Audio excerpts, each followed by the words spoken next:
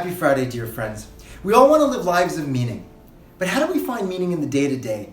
In the changing of diapers, in the going to the bathroom, in the having breakfast. These are just day-to-day activities. How do we find meaning in them?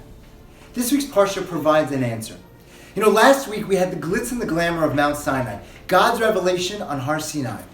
And this week, how does the Torah follow that up? With the discussion of the most menial things. My ox gorged your ox, how much do you have to pay? Am I allowed to lie? Am I allowed to kind of lie, a white lie?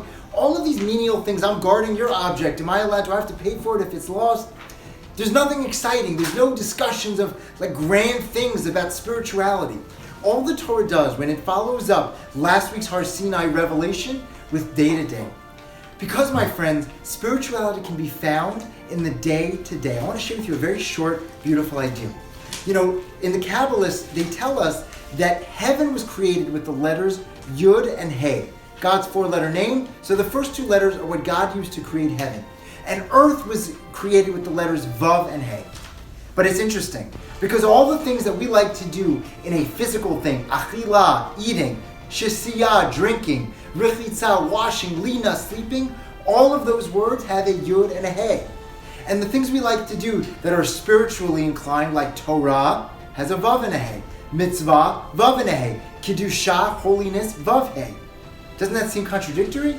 The Yud and the Hey stuff should have to do with spirituality, not eating and drinking. And the spirituality is with a Vav and a Hey. Shouldn't that be a Yud and a Hey? Save the deepest sources that is teaching us that if we want to live a meaningful life, we have to take the Yud and the Hey. We have to take the eating and the drinking and we have to elevate it to a spiritual experience. Before we eat, be thankful that we have food. Make a blessing. Appreciate, share your food with somebody.